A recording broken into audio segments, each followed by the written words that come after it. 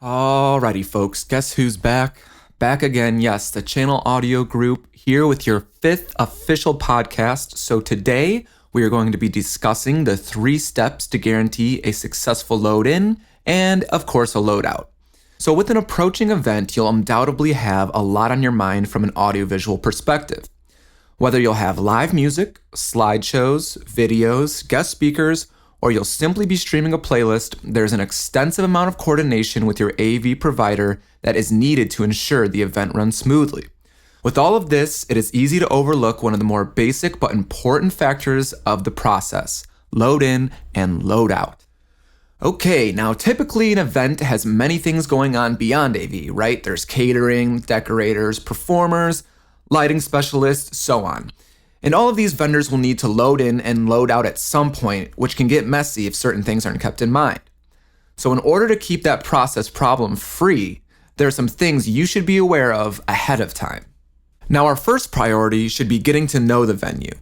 Every venue has different requirements and capabilities. Prior to load in, you should be sure to have the following questions answered for your vendors. 1. When will the space be available to begin the load in process?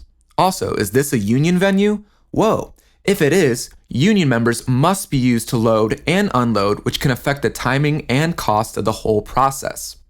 Is there a dock for loading in equipment? If not, where's the best place for load in? How many trucks can the dock or load-in area accommodate at once?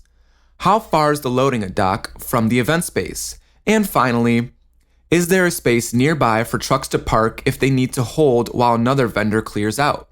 If timing is off and the dock is unavailable for a vendor upon arrival, they will have to circle back, which can be costly and extremely inefficient.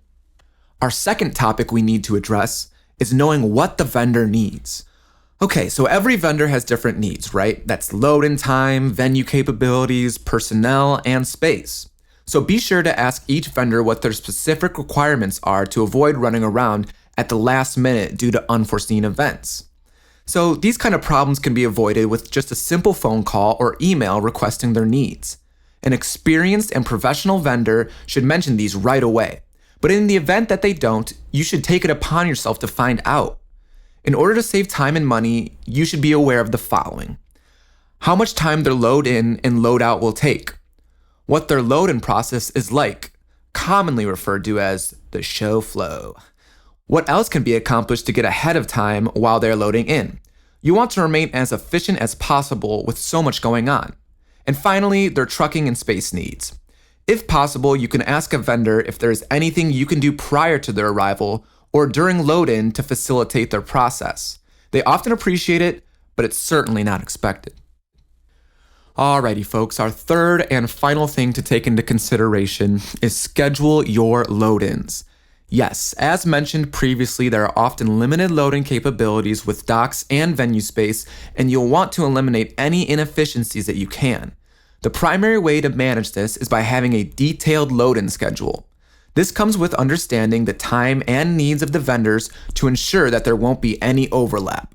A backup at this phase can throw off the entire event and cause a lot of unneeded cost and stress for you and your vendors.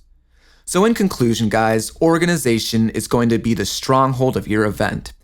In so many instances, the quality of preparation directly translates to the quality of the event, and that preparation is often as simple as making sure you're informed and communicating with your vendors. If you can take care of these steps we've laid out, you're well on your way to a smooth and a stress-free event.